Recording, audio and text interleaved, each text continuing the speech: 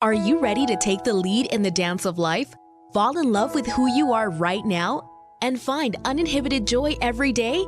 Then it's time for you to flaunt your smart, sexy, and spiritual self. Join radio host Laura Cheadle and learn how the 5 steps of flaunt can help you quit seeking approval, proving your worth, and release you from the judgment of others. Express all that you are, discover your naked self-worth, and finally, enjoy the life you've worked so hard to create.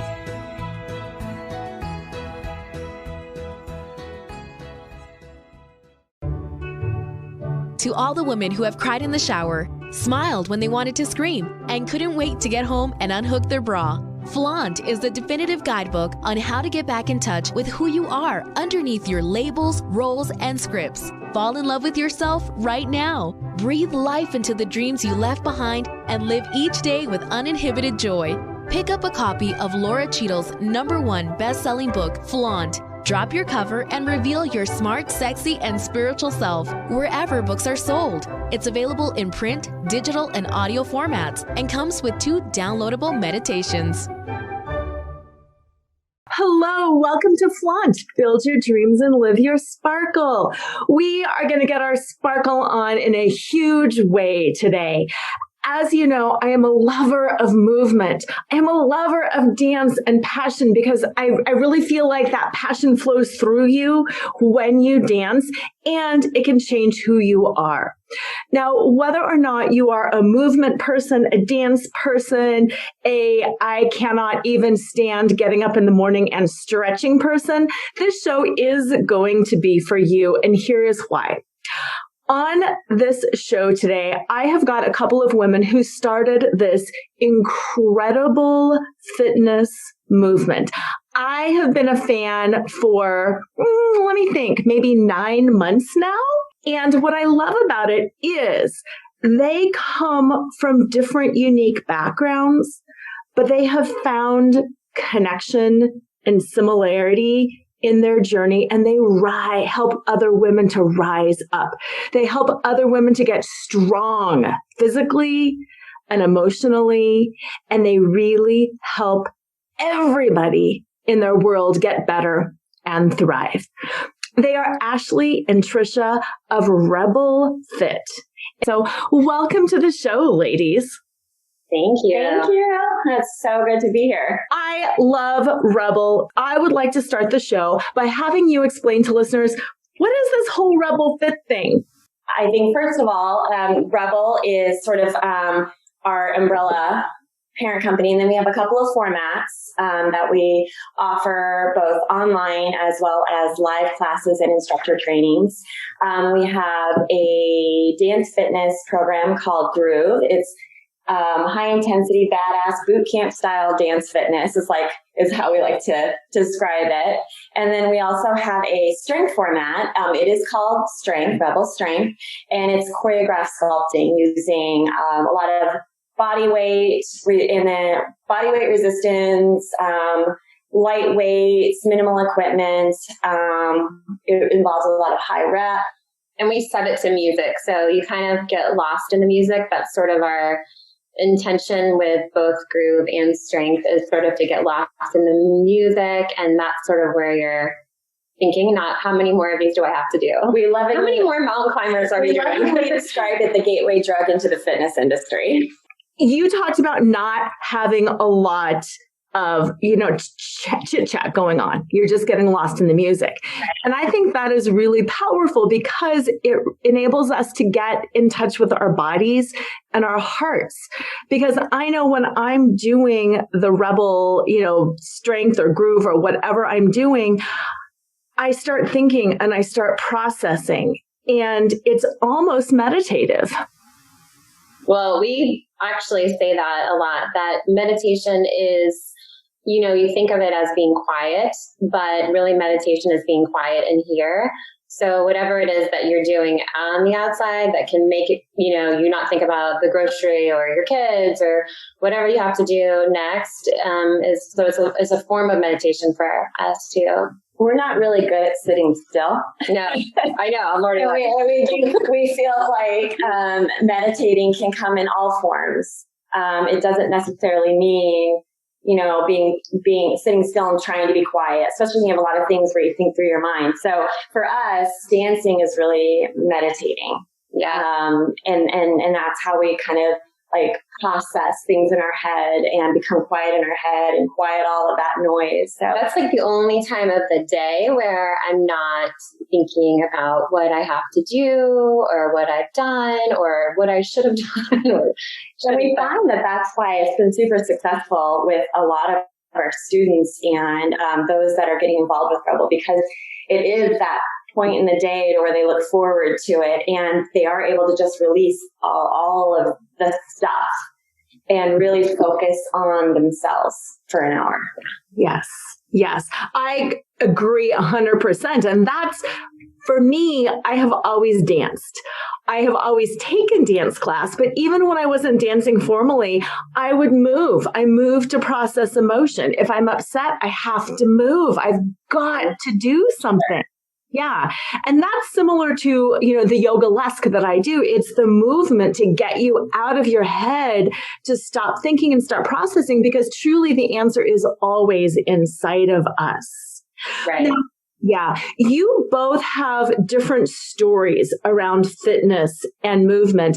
And I think it's important to share a little of that information because, to set it up, listeners know I'm a dancer. So people sometimes will say to me, well, if you do that, I can't do that because you're a dancer. You've always danced. You've always moved. I can't do that. I'm not going to try. Can you share your story and break down that belief? Absolutely.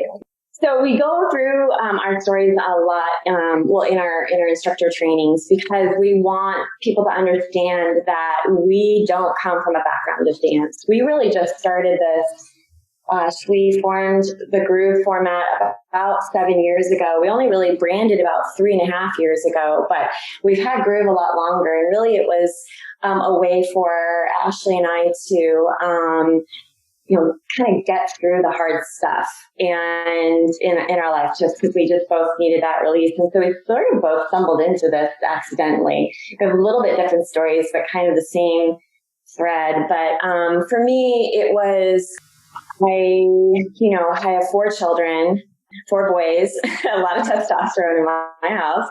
Oh, yeah. And it was with the 4th pregnancy that it was a difficult pregnancy. I was given the diagnosis that he was very ill, probably not going to survive the pregnancy. And if he did, would have a lot of problems afterwards. And when you're given a diagnosis like that, it can bring you to your knees. And so I think just that really had me begin kind of that journey of trying to figure out life at that point and where I was at. It really made me reevaluate a lot of things. And then for a while, I think you just put your head down and you plow through that hard stuff. And so once I had him, he ended up, he's healthy. I will say that. Okay. But with that, I think after all of that is when I sort of like hit my wall, because then it's like, okay, he's okay. I'm not okay.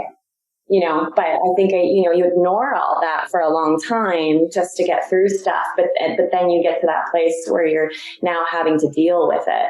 And with that came a lot of depression, struggling with losing yourself. Like, who am I? What's my purpose? What am I going to do moving forward? And a lot of desperateness of just also, in addition to the mental health, after 4 kids and focusing your life on your kids for so long that, I had gained quite a bit of weight and never, and really hadn't done anything for myself. I homeschooled my kids for 10 years, just everything was poured into everyone else. And so, it just kind of left me with a place that I need to do something. I was desperate. And so, everyone says, do yoga. Yoga's great. Yoga, and I think it was really just, I just need to I was desperately trying to pull myself out of this pit. And I never did make it to yoga because that actually involves you having to do something. And that was my thing. Like, I was not this kind of person that just voluntarily tried anything or did anything. You literally have to shove me off a cliff to do anything. Thankfully, I had a neighbor who became a dance fitness instructor, and she invited me to a class. And that was my shove off the cliff of, okay, she dragged me to this class, and I took the class, and it was awful. I grew up in a very conservative household, and dancing was just not something that we did in the religion that I was in. And so I couldn't dance. And when I say it was bad. And I had a lot of weight on me. So everything on me shook in a really unattractive way in my head. And I was just like, dear God, when is this class going to be over? Afterwards, I'm like, I'm never doing that again. A few days later, I was like, I kind of liked it. It started to spark something in me. I'm like, I kind of liked that. And so I looked forward to going the following week, and I went, and same thing. It wasn't any better. I was going the wrong way. And 3 days later, I kind of really like this. And the following week that my friend wasn't able to attend with me, and I was really disappointed because I had actually started looking forward to it, because it was really the first time that I had done anything for myself. I was disappointed, and I remembered that there was a fitness studio in town that advertised this class. And I thought, what, I'm just going to try this place. I've kind of been driving past it, sort of wondering. I called and asked if they had that class that night, and they did. And the gal that answered the phone said, and as she's the instructor, you're going to love her. And I was like, okay, cool. And met Ashleigh for the first time and stood in the back of her class. And it was a totally different class, totally different vibe. And her energy just clicked. And we just like a connection. And I'm a competitive person when it comes to, competing against myself. I'm going to do that. I was so frustrated because I couldn't do it. I was like, I'm going to do this. And every week, I would be puking in the bathroom. I had 40, 50 extra pounds on me. And so, I can't breathe. I'm having to, I'm hyperventilating. I'm running to the bathroom, puking, coming back. And slowly but surely, I started getting the moves, moving more towards the middle, and then moving up rows until one day I found myself standing next to her, and the rest is history. That was 2012, right? 2012? Yeah. I think when she rolled in. Mm-hmm. So for me, I was kind of like you, I was never a dancer. Well, you were a dancer. But movement and music was always something that spoke to me. So when I was a little girl, aside from doing tap when I was about 4, maybe, I would break down some Michael Jackson, Janet Jackson, and Madonna in the basement. But that was pretty much it for dance training. I just always liked to move to the music, and also I'm very active and need movement. But I think that I feel for me the class was. Let me back up, because my first experience in a dance fitness class was after I had I have 2 boys as well. We have boys. We have a whole baseball team between us. You'll find a lot of the rebels have boys. I don't know what that. I got 2 boys. There you go. See, we need our thing. Yes, we need some time. So the 2 boys, I had my second one, and my little one was about 2, and my mom actually was single, and she was like, "Hey, I want you to try this class out," because she was trying to get fit. It was a Y. And so she asked me to go with her, and I really only went because I could put my kids in the childcare and hang out with my mom. There was real no motivation for me to get in shape or to do anything for myself. I think that for me, somewhere between age 8, 9, or 10 and 32, I sort of lost who I was. And now even looking back, I'm maybe I actually didn't even know who I was, because for me, it was such an awakening. I was always the female disease, I like to call it, because I was always doing all the shoulds and the people pleasing and making sure everybody else is happy. And so that sort of thing kind of it sort of controlled my whole life to the point where I didn't even know what I wanted, or, didn't have any kind of voice, because it was always about everybody else in my life. So taking this time to, and I was still nursing my little guy. He was 1.5. I'm still going here, taking the time away from the boys, putting him in childcare. I went to this class with my mom, And the instructor was like, she was in the front, like this packed class, and she was just like on fire up there. And so it was kind of the same experience she had when she came to the first class with me. I sort of had that experience with this girl. I was like, whoa, what is this? And also in the back row and not knowing what I was doing and totally just like, holy cow, I've never seen anything like this. But there was this like little piece inside me that it kind of lit up, and I thought, oh my gosh, well, I wanted to go back, but I didn't want to go back, but I wanted to go back. And also competitive with myself, sort of wanted to like learn to be able to do what she was doing up there. And she was like 12 years older than me. I'm like, I can do this. So I continued to go back to this class. My mom did not. So she didn't love it. She was like, no, don't love it. And for me, this class really, it wasn't so much about fitness as it was just like the camaraderie with the friends and sort of the community. And, you know, you go to the class and it's the same faces and there's some accountability and just really taking the time to do something for myself.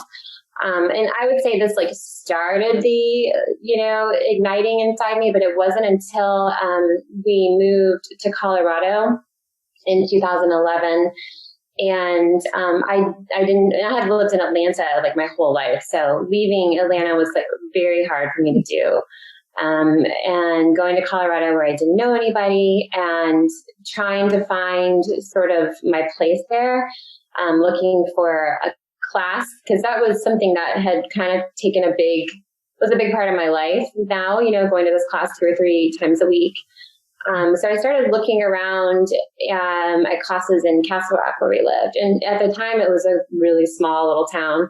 It's gotten a lot bigger since then. But so I went to a bunch of classes, and these classes were like, no, this is not the same thing. And, this girl's like at Atlanta, and she's got like rap and everything. It's just like, and I'm like, what is this? This isn't what I'm used to. So I kind of started thinking to myself, like, maybe I should get certified to do this. And I mean, prior to this, I had never thought about teaching. It wasn't even on my radar because I was just very content with being a student. But I was sort of forced, like she said, into having to do something more and kind of pushed off. So I got certified, and I didn't really care if there was anybody else in my class. I just thought, you know what, if I just do it, it's me and like a couple people, and we dance to the songs I know, then at least I'm moving and I'm, doing the things I need to do to stay alive and stay plugged in here in the community stuff. And then that's really like when I started teaching, I had no idea that was going to do, like that it was a passion that I even had. I mean, talking about an awakening like that, I was woke. I was like, oh my gosh. And so clearly we love it. We've been doing it for like almost a decade now. But so no dance or workout history for either of us. It was just like we literally fell into our laps. Which is the best, which is absolutely the best. In a lot of my work, I talk about the sparkle inside. And I fully believe that we all are born with a certain sparkle. We all have that passion inside us that needs to be ignited, that needs to be awoken. And because I love the dance analogy, it's the burlesque that I always use. It's uncovering it. It's stripping out of those shoulds. You both mentioned your moms. You take care of other people. You talk about your mom and wanting to spend time with her. There's all of these shoulds that we should do. There's all of these things that we want to do. And you're absolutely spot on when you say it's the female disease. We're raised to be good little girls. We are. Yeah, that is part of our history, our culture, you had mentioned religion, our family, our teachers, the media. It's be good. It's conform. It's do things for others. A worthy woman sacrifices herself. And that is absolutely sad and not true. Yet I've fallen into it. You fell into it. Every woman out there falls into it. And even when we have our awakening, I think sometimes it's hard to stay there. Right. And I struggled when I first started. I even struggled with, is this okay? I mean, just that guilt factor of, is this okay for me to do? I struggled with that for years. Even just the dancing thing. It's like kind of deprogramming everything that you've been told your entire life. And that's a process, and that can wreck you. And I think we still do. Like, it's still easy to fall into that trap. Like, where I'm doing something for myself right now, and I'm taking away from my kids or something else I could be doing for someone else that I love or that needs me. And so it's easy to fall into that trap. But we also know that when we do take this time for ourselves and do the things that, are good for our health and mental health, it's like you actually show up for all these other people, in a better way that do need you. You're a happier person, a much happier person. Oh, yes. And much more capable, which leads right into the whole concept, that guilt of when we're dancing, when we're moving, we are, sexy. And there is such a stigma against you can't. That's, the whole title of my book, Smart, Sexy, and Spiritual. This belief that we can't be smart, sexy, and spiritual and a good mom. Yet we can. And yet we're a better mom when we're fully in our power. And I'm curious, since you are both the mother of boys too, my boys now are in their 20s. Growing up with a mom who danced burlesque, they saw corsets. It was interesting because I received a lot of judgment around that. How can you do that? My boys were the boys that would not freak out when a girl's bra strap would fall off. It's a bra strap. Who cares? They judge women less now because they know women can do and be everything. Who cares? It doesn't change their personality or their worth or their value, and it doesn't change who they are in their eyes. So I've always thought when we are so fully in our power and in our presence, we actually can break down some stereotypes and make stronger, healthier boys. I was curious if you had if either of you had received judgment around being a mom, and in particular a mom of boys, and dancing in a strong, powerful way. I think I definitely had, just because in addition to being part of a conservative community, I was also a homeschooling mom, and there's a very much a stereotypical, this is how a homeschooling mom behaves and looks. And I think, yes, from my kids, which I'll get into in a second, but really from that community, the homeschool community, seeing the change in me, there was a lot of judgment. Absolutely. There still is. I'm sure they thought I all went crazy. But I will say this, that, it took me a long time to get over worrying about what other people thought about me. Because, in that community, a lot of it really is about appearance and how life just looks, how it's perfect, like you're the perfect mom, you're the perfect teacher, all of that. And it took me a long time to get out of worrying about what other people thought about me, because what they thought about me wasn't good. I knew that. But it didn't matter.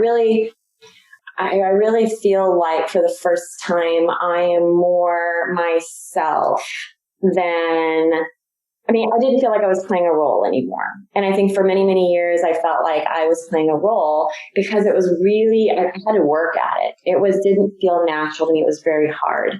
And I think it came because of all the expectations that were put on me as a certain type of person. And then when I finally broke free from that and really felt like, oh my gosh, life doesn't have to be this difficult. Like, it doesn't have to feel this hard. Getting more back to that person I was as a child, and feeling, okay, this is who I am. And that's okay. This is okay. Not only that, this is healthy. But I think a lot of women in today's society really have a hard time with that because of all the expectations and feeling like, they need to show up in a certain way. And they really are just playing a role. And I think Rebel has really helped a lot of women just sort of break free from a lot of that. And this really starts with just taking an hour or two to just kind of let your hair down and let loose for a second and get back to that, that little girl dancing with her friends. So anyway, for me, yes. And then for my boys, I have a couple of college. So my kids, I have 2 in college right now. And my young one in high school, and then my youngest is a 4th grader. And honestly, my 4th grader what he remembers of me, what he knows of me is who I am now, that's his recollection of me. My older children remember me from, before I did all this. And I would say that of all of my children, my youngest one is probably going to grow up with the healthiest mentality, right? It's a definite, yeah. And he, rather than judging me for what I do, he's like my little champion. And he's involved. He's involved in my life. He's involved in what I do. My students know him, comes to classes. They love him. He helps, run our pop-up shops and things like that. Like, I involve him in all of that. And this is normal. And he's proud of me. And that's the difference. And I really feel like he's going to have a much healthier view of women than the person I was before with my other children growing up with me as a different kind of a person. So interesting, because I kind of have such a thread that I can sort of see it even within my own family. That's phenomenal. I love that. And you're right, because people relate to people who are real. And we all know when we're being fed a line. And yes, I talk a lot about shedding your labels, your roles, and your scripts. We're labeled, we play roles, and we have these scripts in our head about how life should be. And when we're fake, because we're living that role, people can't relate to us because we're perfect. Nobody can relate to somebody who's perfect. And, No. And I want to just say, and I don't mean to interrupt you, but I think that's a big deal is with Rebel, with both of us, we want our students to know that we are not perfect. And we are not, what we did was out of the need for, something that was missing in our lives. And we are not gym rats. This is not something we've been doing our entire life. And I think people just sort of assume that that's the case. And it's actually not. We're exactly like our students, which is why I think that it's so relatable. I think our stories are relatable, but I think the format's relatable because what it did for us, it's now doing for other people. Yeah, we hear that a lot. Like a lot of the girls that come in, they're like, oh, like they start to feel sexy again. Where, as a mom, and it's funny because we actually have a whole thing about what is sexy, and we say we're sexy redefined. Yes. Because sexy, you think of like Victoria's Secret or high heels or whatnot. And it's like for us, sexy is more about having confidence and being strong mentally, having your voice, being empowered. And so these women, they come into class and they tell us that. They're like, I feel like I'm getting like my sexy back. And that's huge. We love that. And I think to the boys situation, my boys only kind of really know, they were 2 and 5 when I started. But my 14-year-old now is like really like working out, and I love it because I feel like it's a good example for him. I mean, they might get embarrassed if I like a little twerking or something. They're like, oh no, mom. Yeah, but they're totally used to it. And like you said, I don't think it'll be anything that they'll ever be like, oh, look at those girls dancing sexy, like like gawking because they're used to mom being like doing that sort of thing. So right.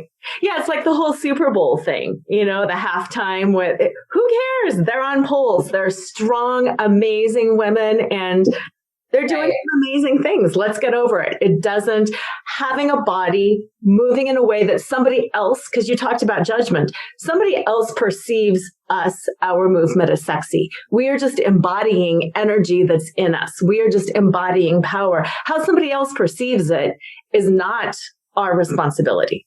Right. Exactly. And I think that with all the judgment, and yes, for sure, there is always people that are going to be judging you no matter what you do, whether it was this or something else. I feel like that's just a given. So it's like, well, I might as well do what I like. Right. Do what I like than not be. So yeah.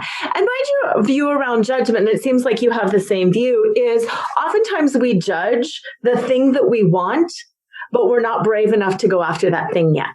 Yeah. I mean, it's funny you say that because I was thinking the same thing. A lot of times people will judge you just because honestly, they're really jealous of what you have. And I think some of it's fear too, because they they don't have that and they don't know how to get it. And so they just have to put you down. Well, that goes back to like the playground in elementary school, you know, like this has been going on for a very long time with women, especially. They like to do that. They're mean. They can be very mean to the thing that they see that they can't. Yeah. Mm-hmm. So you have this transformation and it's around fitness. It's around dance. It's around coming back home to yourself. And then you took that a step further and you created a business out of this. That is a whole other learning curve. How did that happen? Because that seems like yet another step of, this is going to take time. This is going to take money. This is going to take effort. Oh my gosh, what if I fail? Can you talk a little bit about your business journey and that leap? I think for us with a business, it's a day by day. If we start thinking like big picture, it's very overwhelming. So I think for us, we kind of take things as they come and it feels like the next natural step and then it doesn't feel forced and things seem to just work out that way. It's just like the snowball that keeps getting bigger and bigger and bigger. So I think really just taking care of the needs as they come to us is kind of what we do. And we learn a lot. We've learned a ton, but... Oh, huge. And, you know, Ashleigh and I really complement each other in the fact that she's very creative. I tend to be a lot more administrative. And she has her strength, I have my strengths, and it just works together really, really well. We don't find ourselves bumping into one another very much. It's like a very natural synergy, and it works. And so, and in addition to that, so the way that we sort of branded everything, I mean, we did this because it was a passion of ours. It was not something that we were thinking about, you know, money. It was never about money. We weren't looking at expanding and creating what we're creating right now because it really was just, it was us, it was our community, our students. And then I got the call one day that Ashleigh was going to be moving. And that put us in a completely different direction. And I think at that moment, it was like, this is either, we're at a place now where this is either going to die, or this is going to have to go to a different level. And during that time, we met, who is our business partner, Angela. We met her. She, unbeknownst to us, was coming to our classes and checking us out, kind of scouting out to see like, what is this thing? It wasn't really, she was very skeptical. And so, but she kept hearing about it and she's like, you know, I got to see what this is. And so she did. She walked in and she was taking her classes without us really knowing who she was or what she was doing. And she was like wearing calorie counters and watching people to see how they reacted to it, all of that, trying to sort of prove that this wasn't real fitness. Like it can't be real fitness. You know, there's the lights are off, the music's pounding, looks like a nightclub in there. You know, she was the person who, you know, worked out with a personal trainer and like, that's real fitness, or CrossFit, that's real fitness. There's no way this could be real fitness. So she went in there, she came out dripping in sweat and seeing that she, you know, she burned, you know, 700 calories. And she's like, wow, okay. That's real. Real fitness. And it's fun. And so then she introduced, we had a mutual friend that introduced us with her. We sat down, we chatted, and she's like, so what do you ever think about doing something with this? And so that's where she came in to sort of, I feel like we call her the chaos coordinator. Like working with us is like really like herding cats. Like we are not the easiest when it comes to focusing. And so she really kind of helped us sort of like pull in all of our crazy and she's organized. Start building a business. She's our organized part. She is. So when you talk about all the details of the business type stuff, yeah, I think that our heads weren't there. We've gotten a lot better. Yeah, because we've had many times where things were like, this isn't working, you know, but because of that thing that didn't work, it was like, so how do we fix this to make it better? And to, like, for an example, like, we released 2 new songs a month on the 25th in our classes. And the reason we did that was because we were doing choreography in separate states. and I'm doing it in my class and she's doing it in her class. And then we come together to film it, and when we do that, it sort of takes on a different life, or maybe I go to the right or she goes to the left. And it was so hard for us. It was like a major source of contention. Like we were like crying about it, like, oh no. And so it was like, okay, we don't do these songs in our classes. Well, because what had happened, you have to understand, when we first started this, we were in the same place. Right. We were together, we were dancing together, it all looked the same. And then when she moved, and then we would get together to film choreography, all of a sudden we're not synced anymore. And I think part of that was even mental, of just like, oh my God, it was like right in our faces that we're not together. We're not together anymore.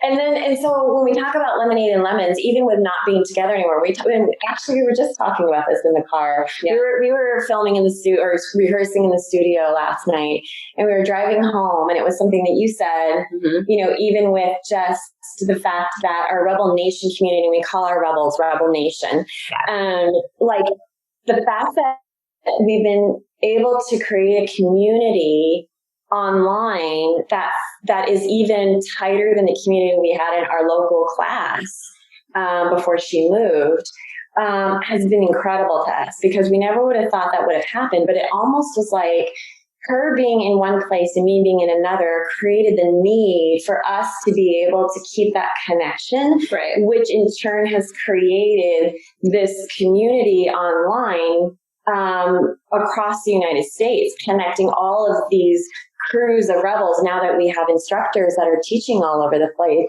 and everyone knows each other. So, this person in Florida knows this person in Atlanta, who knows this person in Denver, who knows this person in Vancouver, and they all know each other.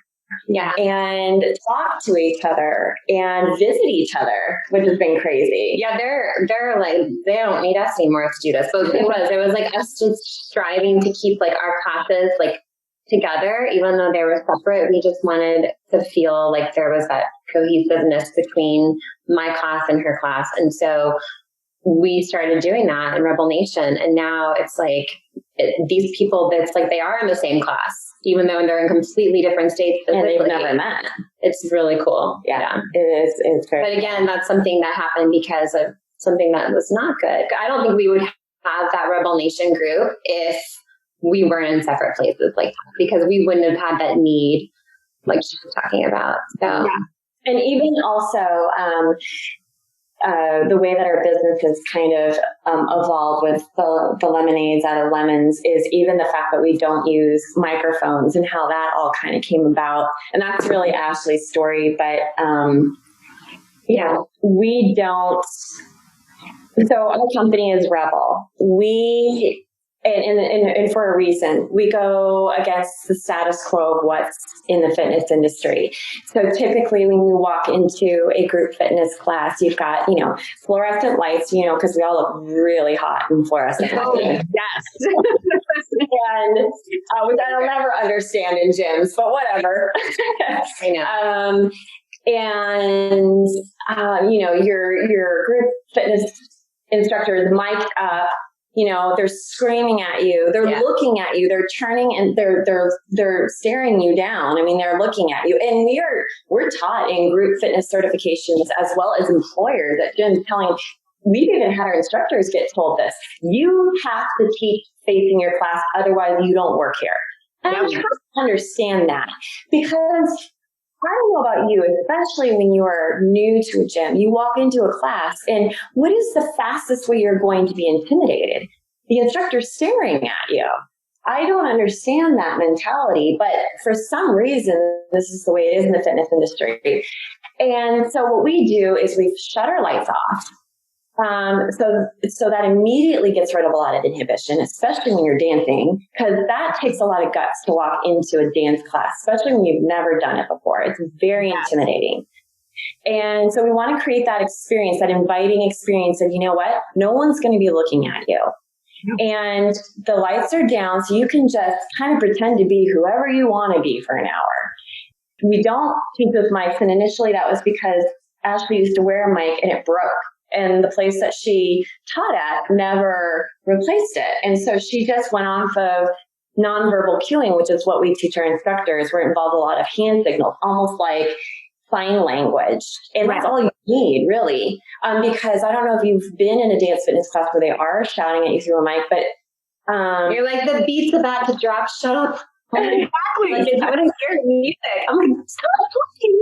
And they're screaming and you can't hear what they're saying anyway because the music's so loud. So, there's no need for that. We want our students to feel the music. And the minute you start screaming at them like a fitness instructor, it reminds them they're in a fitness class. And that's not what we want.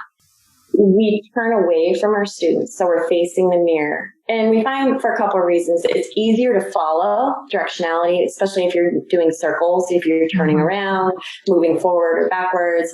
Sometimes it's a little confusing when somebody is facing you, what direction you're supposed to go or whatnot. So it takes that complication out of it. But really, we don't want to create an atmosphere of intimidation. And then, yes, we'll turn around periodically and play with our students. We'll interact. There's ways of connecting with your class. You talk about even looks in the mirror and stuff.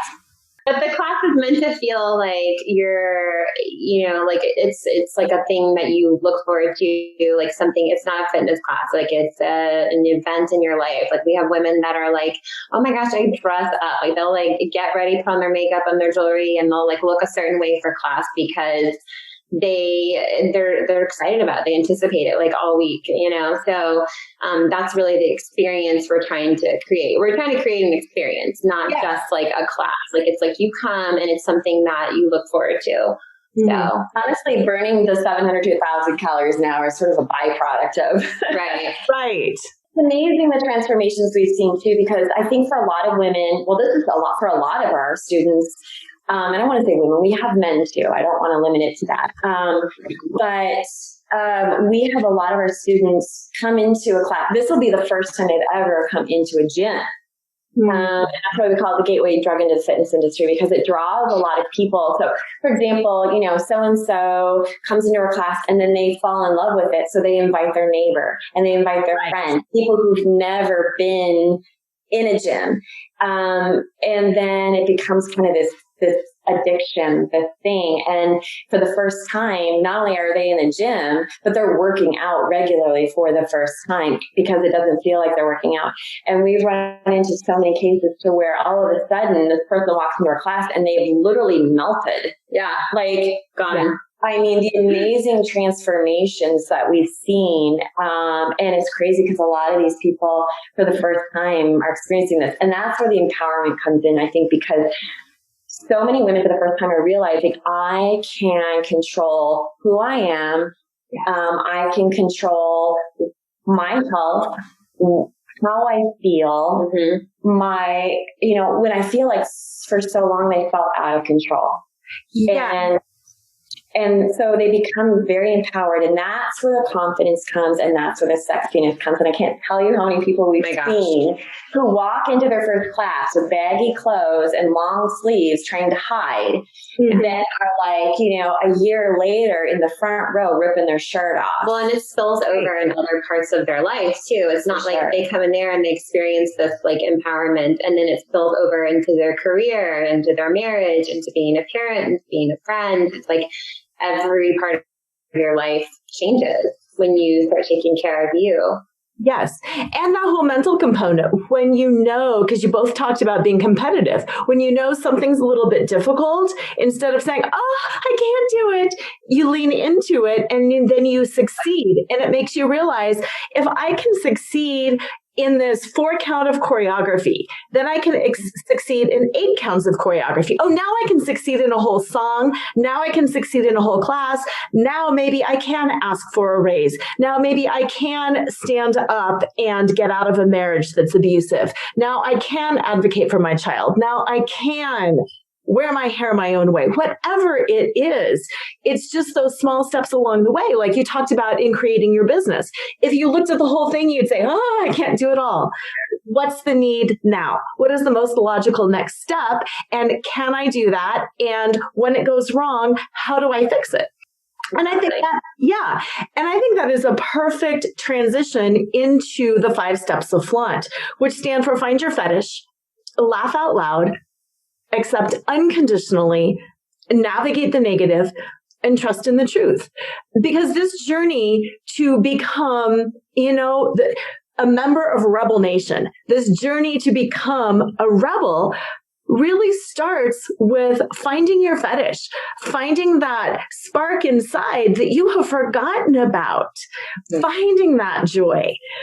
And then having the bravery to come to class and to realize this made me feel good, whether it's actual laughter. And I tell you, I do see the Rebel things online and they're so much fun. And yes, sometimes you're flapping around and you're like, this isn't what they're doing. and it is fun and it's funny. And that's where, for me, I have to accept unconditionally. I have to accept unconditionally that I'm trying. I don't know this yet. I will get better. Or I can make my own choreography because that move just isn't working in my body right now. And then that's that navigate the negative. What do I need in order to? Do I need to practice? Do I need to watch the breakdown video? Do I need to just choose to give it up because that is okay too? How do I navigate this? And then all the way right back around to the T of flaunt is trusting your truth. And that's that transformation that you're talking about, that I'm going to wear clothes that make me feel good. It's not superficial to get dressed up. It's not superficial to put on makeup if you feel better because of it. Mm-hmm. I like makeup because I feel stronger and more powerful in it. But at the same time, if I don't have time to put it on, it's not going to change my worth. I'm not going to sit around and, sink down and let go of my power because I don't look great, but I like looking good because I feel better for me. It's interesting because we have a whole thing in our training with our instructors called dressing the part and it's that whole adage of dress for success. But we have so many stories of students of ours who say, I put on mascara, for class. I haven't put on mascara for date night in you know what I mean? They're dressing up for our classes more than they even would in their regular life. And I think there's something powerful about that sort of thing. And of course, the makeup is not the issue. The issue is that they are starting to feel good about themselves. And for some of them, the first time in a long time, we have an instructor who we've been floored. There are a lot of moves that were difficult for her to do. So she just created her own modifications, and, made it work for her. And, when so many people have been really struggling during COVID and gaining weight, and because there's a lot of stress and a lot of emotional trauma, and there's and boredom, where they're gaining weight. I just saw a picture of her for the first time in a while. I was like, what happened to her? I mean, she's been killing it, during COVID, and becoming just this different person. And again, we're seeing another transformation. It's just different how it's just crazy to me, how somebody can just take total control over their life and make such a change. Well, and like you were saying, it's about the movement doesn't work for your body. That's what she's done. She's taken these movements, the ones that don't work for her body, and she's does what she can do and what her body loves to do and wants to do. And it's it's crazy. And not only that, now she has a class, her own class, teaching Rebel with these modifications for other people who struggle with, getting air. Shout out to Eileen. I love that. It's so fun to see just everyone. How everyone's using Rebel in ways that we never ever thought. Last night there was a big fundraising event one of our instructors put together to benefit teen mental health. Oh, that's great. Yeah, and just the ways that they're using this that we never thought would happen, and it's just been crazy. Yeah, they're taking it places we could never. Absolutely. We call it Rebel with a Cause. That's our little tagline for Rebels with a Cause. Yeah, that's cute. But that's what it's about. It's about the transformation, because working out is a should. I am always so passionate against self-care because I always think self-care is another should. It's another way to guilt women into, you should have a massage. You should have lunch with the girls. You should. And it's like, oh my gosh, no, I shouldn't. I should do whatever makes me feel good. And yeah, that's what this whole Rebel is about. And I love the name, love the name, because we do need to rebel against anything that is not us, not to be a jerk, but in order to express ourselves fully for who we are, not for who we think we should be. And if you are very comfortable in baggy clothes and in the back of class because that's you, own it. That's cool. Yeah. And provide a place for that. Where, again, the lights are off. There is no judgment in that room. Yeah. It's like, you do you. Oh, yeah. Mm-hmm. We're like, we're not a dance team, people. Just have fun, do your thing. Yeah, and step into that power. Power and worth are two things that women have been stripped of by society, by the patriarchy. And Rebel is, in my estimation, a phenomenal way to take back that power, to own that worth. And my friend introduced me to Rebel during COVID. And she said, this is your book in a dance form, and you've got to try this. I don't, she's like, trust me, you'd love this. I'm like, well, I teach fitness. I don't need to work out. I dance burlesque. I don't need to work out. I've created my own yoga-esque fitness model. I don't need this. And I kind of tried it to placate her. Quite honestly, I'm like, okay, I'll try this thing. But I was hooked after the first class. I thought, this feels amazing. And yes, this is an empowerment journey. This is psychotherapy in a class. Yeah. Yeah. This is not just another fitness class, because I kept thinking, I don't want a fitness class. I don't really want a dance class. I want to do me. And right. I'm so grateful that she shared it with me, because I've used it ever since. Sometimes I do the whole full class. Sometimes I do a half hour. Sometimes I'm like, you know what? This song's in my head. I'm just going to go put on, that little video and dance to it. So yeah, it's an amazing way. Now, I know that you've got an offer going on right now where listeners can try. Do you want to talk about that? Is there a code? Is it the 2 weeks free still? What is your trial offer right now? So we always offer 2 weeks free, but we also, for anyone listening to your program, to give them a month free, we have a code that they can use. It's Rebel Get Fit. REB3L Get Fit, all one word, and that will give them a 30-day trial. Perfect. So listeners, it doesn't matter where you're at. It doesn't matter what kind of a floor you have, if it's carpet or hardwood. You don't really even need that much space. Jump online and do your 3-month. And then if you're looking for a live class, we also have a class locator on our website. So we have classes popping up all over the United States. We also have virtual trainings right now, because obviously with COVID, a lot of our stuff got shut down, and we used to do live trainings all over the country, but now we're offering virtual trainings. Our next one's going to be in September for Groove, and then we're looking at a strength training in October. So we will be putting information up on that as well on our website. So yeah, go to our website, it has everything. And we're going to be starting a challenge soon. So we do challenges throughout the year. We always do a little black dress challenge, and that's kind of like hand holding through the holidays. Yeah, it's like getting through the holidays without gaining the 10 pounds, 15 pounds. But we're getting ready to start a new challenge in September 15th.